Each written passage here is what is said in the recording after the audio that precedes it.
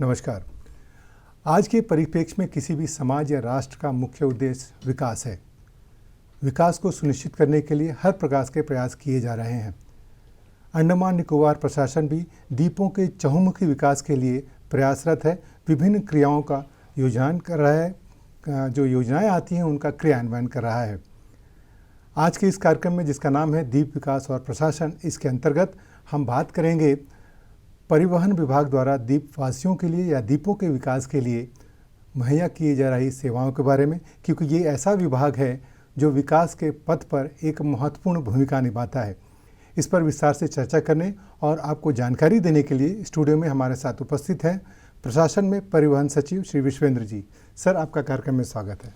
बहुत बहुत धन्यवाद। नमस्कार सर, सबसे पहले तो हम ये जानना चाहेंगे कि आपका परिवहन विभाग द्वीपों में या द्वीपवासियों के लिए कौन कौन सी सेवाएं मुहैया करवा रहा है? देखिए, परिवहन विभाग जो है ये हमारे द्वीपवासियों में जो सबसे गरीब तबके के लोग हैं और ये जो सिटी में जो हमारे ट्रांसपोर्ट की सर्विसेज है वो मास ट्रांसपोर्ट प्रोवाइड करने की इसकी ये होती है। तो मुख्यतः 3 प्रकार की सेवाएं हम यहाँ पे रन करते हैं। एक हमारा रूरल बस सर्विस होता है जो सुदूर द्वीपों में डिस्टेंट लोकेशन पे जो हमारे द्वीपवासी हैं उनको कनेक्ट करता है, उनको ट्रांसपोर्ट की सुविधा प्रदान करता है। दूसरा जो सिटी बस सर्विस है, जो मुख्यतः हम ई बसों के द्वारा पोर्ट ब्लेयर और अन्य जो यहाँ के शहर हैं उनमें सिटी बस सर्विस प्रोवाइड करते हैं। और तीसरी जो हमारी मुख्य सेवा है वो है जो हमारे ATR बस पे पोर्ट ब्लेयर से लेकर दिगलीपुर तक जो अनेक मुख्य शहर हैं उनको जोड़ने की ये हमारी ये होती है और इसमें हम बसें चलाते हैं। जो हमारा मुख्य उद्देश्य है कि हम जो पूरे सर्विस को कंफर्टेबल, रिलायबल और अफोर्डेबल और एनवायरमेंटली सस्टेनेबल बनाएंगे। जी, चारों पहलुओं को ध्यान में रखते हैं। तो सर, जो आपने कहा कि 3 तरह की सेवाएं आप दे रहे हैं, बसों की संख्या है, क्या वो समुचित है या इसमें और भी बढ़ोतरी करने की ज़रूरत है? देखिए, अभी हमारे पास 280 की फ्लीट है जी। इस 280 बसों के अलावा हम 22 ऐसे मिनी बस चलाते हैं, क्योंकि पोर्ट ब्लेयर में जो रास्ते हैं बहुत छोटे रास्ते हैं डेंस पॉपुलेशन के बीच में, तो वहाँ पे हम ये 22 मिनी बस चलाते हैं एयर कंडीशन। और इसके अतिरिक्त हम करीब 35 ई बसेस, जिसमें 20 ई बस हमारे जो ट्रांसपोर्ट डिपार्टमेंट के तहत चलते हैं और 15 ई बस हमारे PBSPL जो port Blair smart city limited के अंदर चलते हैं। 35 ई बस हम पोर्ट ब्लेयर सिटी के अंदर चलाते हैं, जिससे यात्रियों को और जो कम्यूटर्स हैं सिटी के अंदर उनको एक अच्छी सुविधा, वर्ल्ड क्लास सुविधा हम प्रदान कर सकें। बिल्कुल। आपके पास इतनी बसें हैं, क्या ये सफिशिएंट है या और भी कोई योजना है इसको लाने? देखिए, जो सबसे इम्पॉर्टेंट चीज़ है, ये जो हमारी 280 बसें हैं जी, इनकी जो एवरेज लाइफ है वो समवेयर अराउंड 10 ईयर्स है, यानी काफ़ी पुरानी है जी। तो जो बेड़ा है हमारा, उसका नवीनीकरण जो है वो हमारा एक उद्देश्य है। नवीनीकरण को इस प्रकार से करना है ताकि हमारा जो इकोलॉजी एनवायरनमेंट पे फोकस है वो भी मेंटेन रहे, और दूसरा जो डिफ़िकल्ट और डिस्टेंट लोकेशन है जहाँ पे जैसे जो ई चार्जिंग की फैसिलिटी अभी हमारी नहीं है, पावर सिचुएशन जब तक ठीक हो जाए, तो हमें जो फॉसिल फ्यूल ड्रिवन बस है उसको तो एक बैलेंस बनाते हुए एक चरणबद्ध तरीके में जो हमारा बेड़ा है उसकी नवीनीकरण की जो है हमारी एक पूरा प्रोग्राम है। भारत सरकार के से हम बहुत ही क्लोजली इंटरैक्ट कर रहे हैं इस पूरे प्रोग्राम पे, और अगले 5 सालों में हम लगभग 122 बसेस और नए बसेस को ऐड कर लेंगे, पुराने को रिप्लेस करेंगे। चरणबद्ध तरीके से जो एजिंग बसें हैं उसको हटा देंगे, नई वाली को लाई जाएगी, रिप्लेसमेंट करेंगे, कंडेम कर। जी सर। सर, कुछ सालों पहले ई बसेस सेवाएं में लाई गई थी, कैसा रहा इसका परफॉर्मेंस या लोगों का रिस्पॉन्स कैसा रहा? देखिए, ई बसेस अंडमान में एक बहुत बड़ा सक्सेस है जी। इस सक्सेस को यहाँ की जनता ने ना सिर्फ स्वीकार किया है, बल्कि एक जो सर्टिफिकेशन होती है, हमें नेशनल लेवल पे ग्रीन इनिशिएटिव के तहत ministry of housing and urban affairs से से अवार्ड भी दिया गया जी, है। जी। इसके अलावा जो ई बसेज और ग्रीन इनिशिएटिव्स के पूरे अंडमान प्रशासन का जो इनिशिएटिव है, उसको बेस्ट प्रैक्टिसेस में नीति आयोग ने अपने कंपेंडियम में इनकॉर्पोरेट भी किया है। तो ये पूरी जो हमारे इंट्रोडक्शन ऑफ ई बसेज है, उसको ना सिर्फ द्वीपवासियों ने सराहा है, बल्कि पैन इंडिया लेवल पे भी सराहा गया है। बिल्कुल सर, कोई योजना है कि ये जो ई बसेस आज की तारीख में केवल पोर्ट ब्लेयर या आसपास के क्षेत्रों में चलती हैं, कोई योजना है कि अन्य द्वीपों में भी इनको सेवा में लाया जाए? जी, ये जो ई बसेस हैं, उनको चलाने के लिए जो सबसे महत्वपूर्ण चीज़ है, एक हमारे पास एडिक्वेट चार्जिंग इंफ्रास्ट्रक्चर होना चाहिए बसों को चलाने के लिए, क्योंकि ये चार्ज होती हैं जी। और फिर उसके बाद ये चलती हैं। दूसरा जो इम्पॉर्टेंट पहलू है इसमें कि एक रिलायबल पावर सोर्स का होना ज़रूरी है, अगर बिजली की व्यवस्था होनी चाहिए।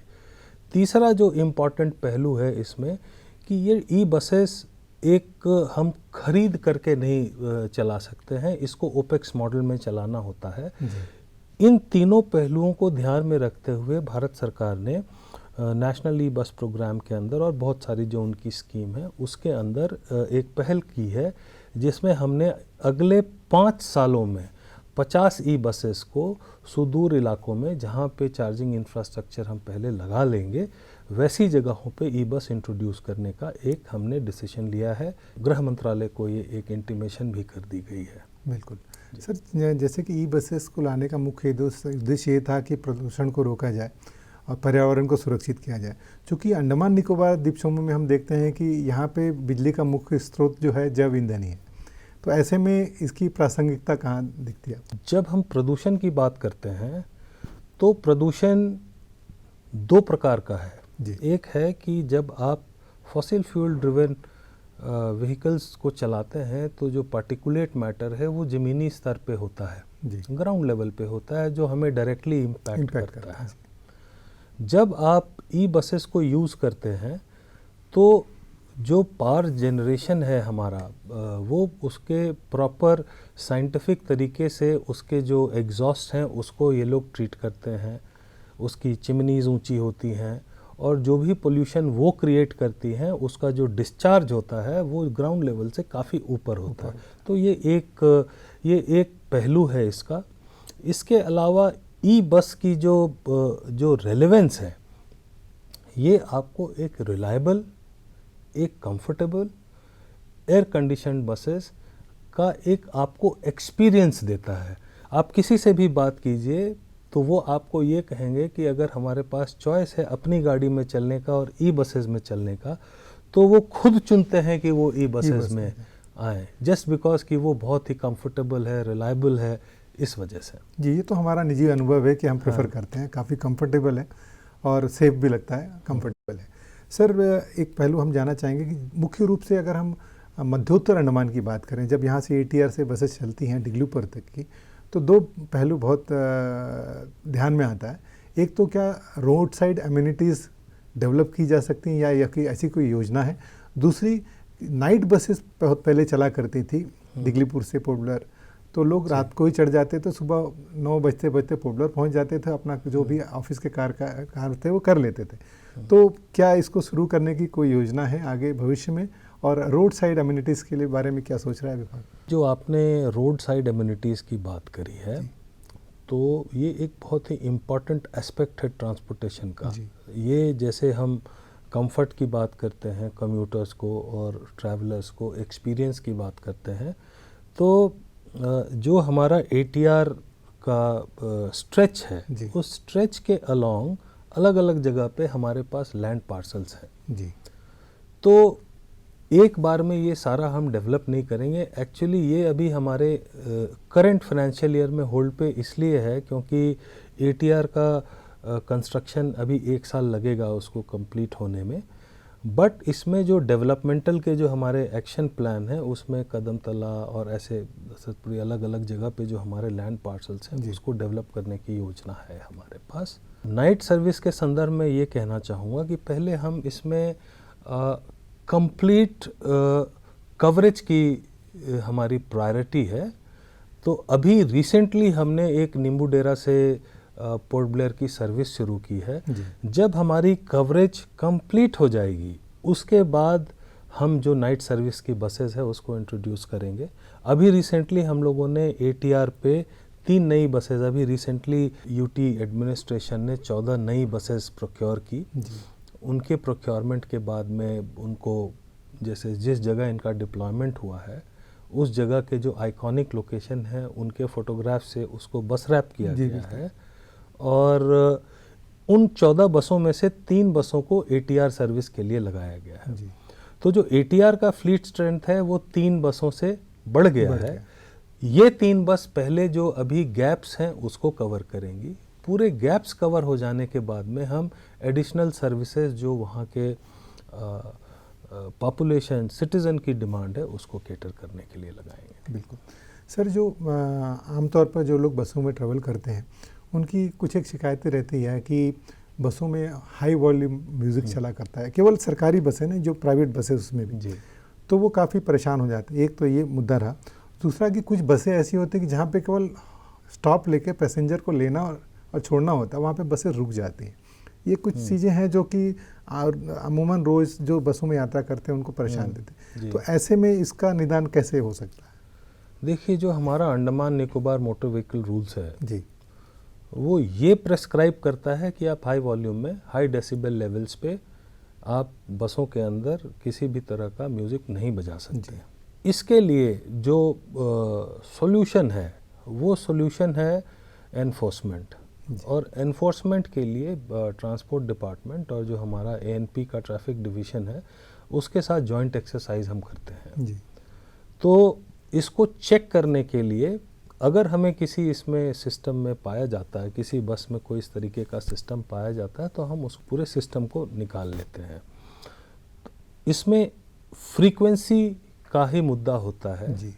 वक्त बे वक्त इसमें हमें जिसको एलिमेंट ऑफ सरप्राइज़ के साथ एनफोर्समेंट करने की बात है, इसका एक हम अब करंट नियर फ्यूचर में हम पूरे द्वीप में जितने भी इस तरीके के स्टेज कैरेज ओनर्स हैं उनके एक सरप्राइज इन्फोर्समेंट ड्राइव शुरू करने की हमारी योजना है। बिल्कुल सर, अगर किसी नागरिक को कोई सुझाव देना हो या किसी समस्या के बारे में आपको सूचित करनी हो तो कैसे वो संपर्क करेगा परिवहन विभाग से? परिवहन विभाग एक कंप्लेंट, एक व्हाट्सएप ग्रुप रन करता है जिसपे औसतन 5-6 कंप्लेंट्स हमारे पास प्रतिदिन आते हैं। जी, इसके अलावा हमारा जो वेबसाइट है ट्रांसपोर्ट डिपार्टमेंट का, वो एक बहुत ही एक्टिव और एक तरह से कहें it's not dynamic in real sense but बहुत ही एक्टिव पोर्टल है हमारा, जिसके ऊपर आप कुछ भी लॉग कर सकते हैं। हमारे तरफ से जो इनिशिएटिव्स होती हैं वो सारी उसके ऊपर अपलोड की जाती हैं। तो इन 2 माध्यमों से, और इसके अलावा हमारे चूँकि हमारा एक पब्लिक डीलिंग डिपार्टमेंट है, हमारे यहाँ पे 3 से 4 के बीच में कोई भी व्यक्ति कभी भी आकर के अपना कंप्लेंट दर्ज करा सकता है। तो ये 3 माध्यम हैं जिससे वो हमारे से डायरेक्टली अपने ग्रीवांसेस के लिए इंटरैक्ट कर सकते हैं। और सबसे जो इम्पोर्टेंट बात मैं बताना चाहूँगा कि वो करते हैं और उसका जो ग्रीवांस रिड्रेसल है, वो ग्रीवांस रिड्रेसल का जो हमने टारगेट दिया हुआ है अपने, लाइक फॉर एक एग्जांपल, ATR में किसी बस में आपने टिकट कटवाया और आप किसी तरह से उस टिकट को कैंसिल कराते हैं और आपको रिफंड नहीं मिलता है, तो आपने ग्रीवांस लॉग किया तो हम उसको 24 घंटे के अंदर उस ग्रीवांस को ख़त्म करने की कोशिश करते हैं। तो एज सून एज पॉसिबल सारे ग्रीवांस रिड्रेसल हो जाएं। इन सभी के अलावा हमारे पास CP ग्राम का एक पोर्टल है जिसके अंदर ट्रांसपोर्ट का कोई भी आपको ग्रीवांस लेस देन 30 डेज़ में सारे डिस्पोज ऑफ होते हैं।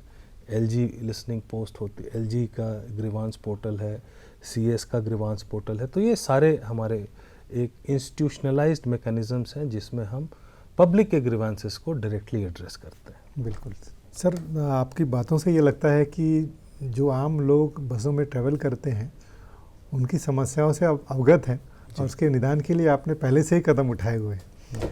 सर, आप चूँकि अंडमान निकोबार द्वीप समूह एक बड़े क्षेत्रफल में फैला हुआ है, अलग अलग द्वीप हैं, और ऐसे में हर द्वीप में जहाँ पे लोग रहते हैं वहाँ पे परिवहन मुहैया करवाना एक बहुत बड़ी चुनौती है जी। तो क्या क्या चुनौतियाँ हैं और अब कैसे इसको निपटते हैं? देखिए, हमारी जो सबसे बड़ी चुनौती है इंसुलैरिटी, जी जो सुदूर द्वीप हैं। फॉर आपको एक एग्जांपल देता हूँ, जैसे हमारा चौरा एक आइलैंड है निकोबार द्वीप में, वहाँ पे मुझे बस भेजने में बहुत परेशानी आती है। मैं एक नई बस वहाँ भेज भी नहीं सकता, या भेजने के लिए मुझे विशेष इंतज़ाम करने पड़ते हैं। निकोबार द्वीप में, कैम्बल बे में, कमोटा में, कचाल में बसें पुरानी हो गई हैं। मुझे रॉ मटेरियल भेजने में, ताकि उन बसों की बॉडी की मरम्मती हो सके, उसमें काफ़ी परेशानियां होती हैं। बहुत सारे, जैसे नॉर्थ मिडल अंडमान में, डिगलीपुर में जो हमारी वियर एंड टियर होती है गाड़ियों की, चूँकि फ्लीट पुरानी है, वियर एंड टियर ज़्यादा होती है, उस वजह से हमें जो रिपेयर का रॉ मटेरियल है वर्कशॉप से जो HR ह्यूमन रिसोर्स है वो तो चला जाएगा, बट ये जो सारे इक्विपमेंट्स, ये सारा ट्रांसफ़र करने में हमें तकलीफ़ होती है। ये हमारा एक चैलेंज है ट्रांसपोर्टेशन सेक्टर का अंडमान निकोबार द्वीप समूह में।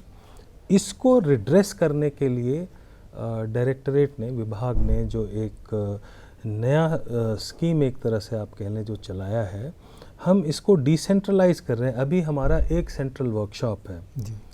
तो अभी हम इस सेंट्रल वर्कशॉप को, एक सेगमेंट को शिफ्ट कर रहे हैं रंगत में। अच्छा। रंगत में हमारे पास लैंड है, एक छोटी वर्कशॉप है। उस वर्कशॉप को हम एक सेंट्रल वर्कशॉप बनाने के बाद में वो वर्कशॉप डिगलीपुर, मायाबंदर, रंगत और बाराटांग, ये 4 जो मेजर STS यूनिट है उसको कवर कर लेगा।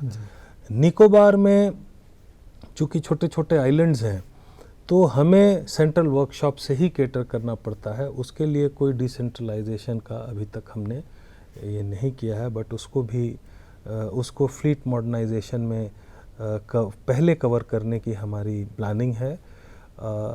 इस साल हमने करंट फाइनेंशियल ईयर में 21 बसेस को कंडेम किया है। अच्छा। मैच्योर कंडेमनेशन किया है उसका, और उस 21 बसों के अगेंस्ट उपराज्यपाल महोदय के स्वीकृति के बाद हम नई बसेस लेने की हमारी चेष्टा है। और जब नई बसेस आ जाएंगी तो एक बार जब फ्लीट नया हो जाएगा तो जो रिपेयर वाली जो प्रॉब्लम है वो हमारी काफ़ी हद तक रिजॉल्व हो जाएगी। बिल्कुल। तो मतलब बसों की उपलब्धता से ज़्यादा बड़ी चुनौती है उनका रखरखाव, मेंटेन। पर्यटन की बात करते हैं जी। पर्यटन के क्षेत्र में एक बड़ा पहल किया था आपके विभाग ने, कुछ बसेस इंट्रोड्यूस करके, जिस गोगो नाम रखा गया था।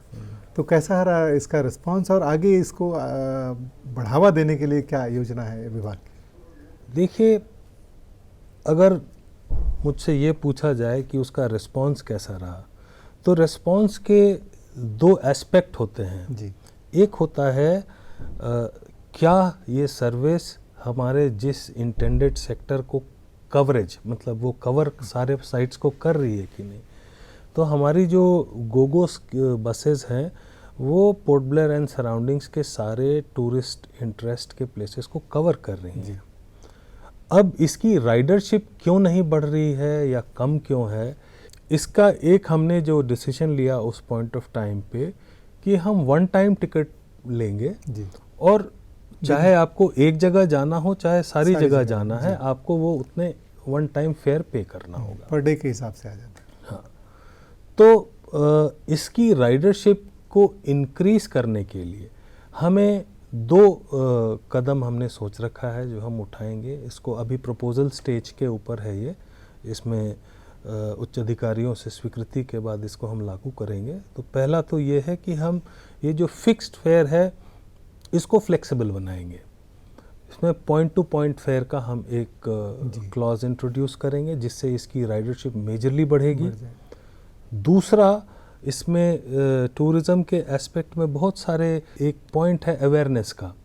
तो उस अवेयरनेस को अंडमान के कॉन्टेक्स्ट में अगर आप देखें तो वो गाइडेड होता है through tour operators and hoteliers के साथ। तो उस सेगमेंट में इसका जो प्रचार है जी। वो प्रचार हम करने की शुरुआत करने जा रहे हैं।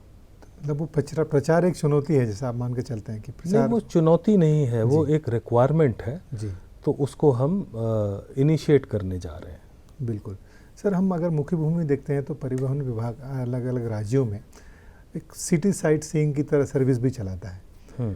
तो क्या इस जो गोगो सर्विस आपने शुरू किया था, इसको अपग्रेड करके या पैरेलल टू दिस विभाग ऐसा सोच सकता है कि सिटी साइट सीइंग जैसा कोई बस सर्विस चला? एक्चुअली गोगो सर्विस जो है जी वो पोर्ट ब्लेयर एंड सराउंडिंग्स के जितने प्लेसेस ऑफ टूरिस्ट इंटरेस्ट हैं जी उनको एक्सेसिबिलिटी प्रोवाइड करने की ही सर्विस है, जी जिसके लिए वो वन टाइम फेयर लेती है।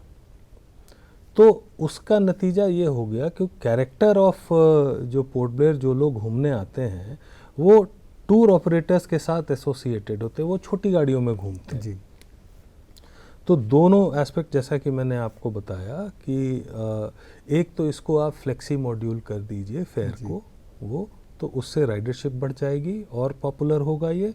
दूसरा, फॉर एग्जांपल जैसे किसी आदमी को गोगो बस से लेके चिड़िया टापू, कार्बिन्सकोव और सेलुलर जेल जाना है, तो उसका एक राउट पैकेज बन जाएगा। जी तो इस तरीके से अलग अलग हमने अगर राउट पैकेज बना दिए तो उस तरीके से इसकी पॉपुलैरिटी बढ़ जाएगी, नीड बेस्ड हो जाएगा, लोगों की रिक्वायरमेंट के हिसाब से। दूसरा जो हमारे इसको अवेयरनेस का है, तो जो टूर ऑपरेटर्स आज आपके कॉम्पिटिटर्स हैं उससे कॉम्प्लीमेंटैरिटी करके आप इसकी फर्दर पॉपुलैरिटी बढ़ा सकते हैं। सो ये एक इंटेंशन है, इनोवेशन करना है बेसिकली इसमें। एक बात मन में आ रही कि जो आपके कर्मचारी हैं जो एटीआर रूट पे चलते हैं और सुबह से यहाँ चलते हैं रात को पहुँचते हैं, तो जो कर्मचारी इन बसों में जाते हैं उनके रहने की, कैंटीन की, ऐसी कोई व्यवस्था विभाग करके देता है?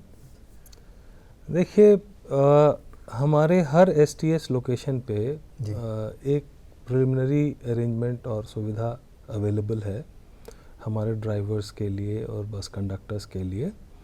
हर एसटीएस यूनिट में हमारा एक असिस्टेंट इंजीनियर लेवल का ऑफिसर इंचार्ज होता है। He is task to make this transit facilities for ये जो हमारे ड्राइवर्स और बस कंडक्टर्स हैं, तो इनकी सुविधाएं उपलब्ध हैं।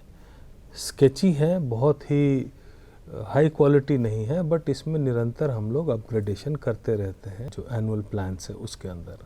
बिल्कुल सर। आपके निगरानी और निर्देशन पे अंडमान निकोबार द्वीप समूह का मोटर व्हीकल डिपार्टमेंट भी कार्य करता है जी। तो उसके कुछ पहलुओं पे बात करना चाहेंगे।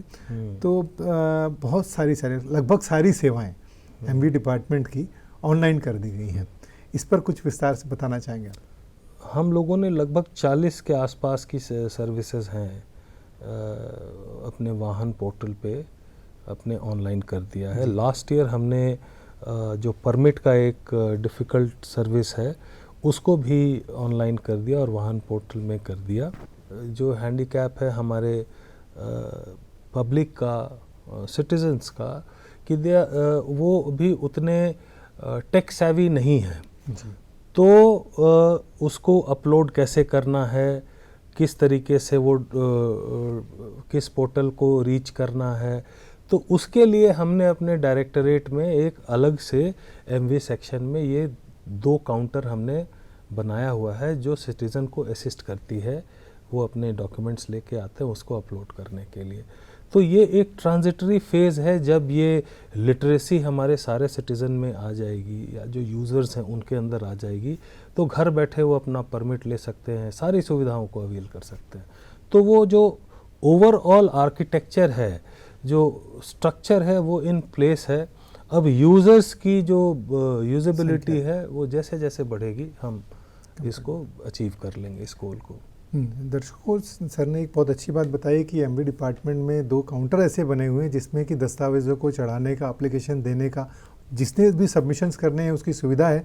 तो जिनको ऐसी कोई समस्या आ रही है अपने डॉक्यूमेंट्स या दस्तावेज़ों को अपलोड करने में या एप्लीकेशन जमा करने में, वो एमवी डिपार्टमेंट से संपर्क कर सकते हैं। 1-2 बार देखेंगे, समझेंगे, तो तीसरी बार हो सकता है कि स्वयं भी कर लें। ले। और सोच भी यही है कि लोग करने लगें तो अपने आप तो कुछ ना कुछ होगा। विभागीय सुविधा बढ़ जाएगी, विभाग को आसानी होगी, जी। और वो हाँ, जो आवेदन उनका निदान भी जल्दी हो पाएगा। बिल्कुल। सर, आपका एमबी डिपार्टमेंट लाइसेंसेस भी इशू करता है जी। तो ये लाइसेंसेस को इशू करने के लिए जो टेस्टिंग की फ्रीक्वेंसी है जी। ये क्या है, पहली बात। और दूसरा, पोर्टब्लेयर के अलावा बाहरी द्वीपों में भी इसकी टेस्टिंग्स होती हैं तो उसकी क्या फ्रीक्वेंसी होती है? देखिए, जो हमारी ड्राइविंग लाइसेंसेस, जैसे ड्राइविंग लाइसेंस इशू करना है उसके 2 स्टेज होते हैं जी। एक होता है लर्नर लाइसेंस स्टेज। जी। उस लर्नर लाइसेंस स्टेज के 30 दिन के बाद आप अपना मेन लाइसेंस अप्लाई करते हो। दोनों के लिए आपको स्लॉट्स बुक करने पड़ते हैं डिपार्टमेंट में। लर्नर लाइसेंस के लिए आप फिज़िकली डिपार्टमेंट में आकर के आप अपना एप्लीकेशन देते हो, जिसके बाद आपका एक टेस्ट होता है। उस टेस्ट के बाद में आपको लर्निंग लाइसेंस दिया जाता है। 1 महीना उस आप लर्निंग में लाइसेंस में आप गाड़ी सीखते हैं, चाहे चलाते हैं। उसको चलाने के बाद आप ऑनलाइन ड्राइविंग लाइसेंस टेस्ट के लिए अप्लाई करते हैं। अब अंडमान निकोबार द्वीप समूह चूँकि एक पहाड़ी इलाका है, रोड्स नैरो हैं, जिगजैग है और ड्राइविंग कंडीशंस थोड़ी डिफ़िकल्ट है। उसके लिए रोड सेफ्टी को ध्यान में रखते हुए हम लोगों ने यहाँ पे एक जो पूरा ड्राइविंग टेस्ट मॉड्यूल है उसको बहुत स्ट्रिक्टली इम्प्लीमेंट करते हैं। इन कैमरा हमारा ये टेस्ट होता है जी। और जो ब्लॉक्स होती हैं ग्राउंड पे, जो हमारी रेंज है उसमें उसको प्लेस करके इन कैमरा हम सारे लोगों को का ड्राइविंग टेस्ट लेते हैं। ड्राइविंग टेस्ट के लिए स्लॉट आप सभी लोग ऑनलाइन बुक कर सकते हैं। बुक करने के बाद उस दिन एक हमारा जो MVI लेवल का ऑफिसर होता है वो इंचार्ज होता है टेस्ट का, और औसतन जो पास परसेंटेज है वो काफ़ी कम है। तो जिनको अंडमान निकोबार द्वीप समूह से ड्राइविंग लाइसेंस मिला है वो डेफिनेटली अच्छे ड्राइवर्स होंगे, ऐसा मेरा मानना है। काफ़ी पहलुओं के बारे में आपने बताया, बसों की उपलब्धता और सेवाओं के बारे में। अंत में आपसे एक सवाल पूछना चाहूँगा, क्या आपके डिपार्टमेंट में सिटीजन चार्टर की व्यवस्था है? जी, तो उसका रिड्रेसल कैसे करते हैं? देखिए, सिटीज़न चार्टर में जो डिपार्टमेंट पब्लिक को सारी सर्विसेज देती है उसका एक टाइम बाउंड डिस्पोजल का ये देते हैं। ब्रॉडली इसका ये मतलब है जी। आम भाषा में अगर हम बताएं तो यही है। तो हम लोगों ने जितने टाइमलाइंस हैं वो टाइमलाइंस को एडहेयर करने के लिए सारे जो सेक्शंस हैं हमारे, सारे सेक्शंस को हमने इंस्ट्रक्शंस दे रखी हैं। सेक्शन हेड्स जो होते हैं वो इसका एक फॉर्मेट में रिपोर्टिंग करते हैं। जो सिटीज़न सर्विसेज है उसको आप ब्रॉडली देखिएगा तो जैसे जो MV एक्ट के तहत आती हैं 2 लेवल पे होती हैं। एक जो RTO का लेवल होता है, दूसरा STA का लेवल होता है। तो अभी जो हमने चर्चाएं करी वाहन पोर्टल और ये ड्राइविंग वगैरह, फिटनेस टेस्ट वगैरह, ये सारी चीज़ें तो मान लीजिए RTO के लेवल पे होती हैं। इनसे जब चीज़ें एस्केलेट होती हैं तो स्टेट ट्रांसपोर्ट अथॉरिटी के लेवल पे होती हैं। स्टेट ट्रांसपोर्ट अथॉरिटी के अंदर जितने भी एप्लीकेशन आते हैं उन सारे एप्लीकेशंस को हमारे ऑफिस में सेंट्रलाइज लेवल पे हम सेग्रीगेट करते हैं और उन सारे की लिस्ट को हमारे हर महीने एक बार STA की मीटिंग होती है। ये हमने इंट्रोड्यूस कर दिया है पिछले 1 साल सवा साल से। वो सारे एप्लीकेशंस के ऊपर जो डिसीजंस होती हैं उस डिसीजंस की मिनट्स को हम मीटिंग ख़त्म होने के 3 दिन बाद वेबसाइट पे अपलोड कर देते हैं।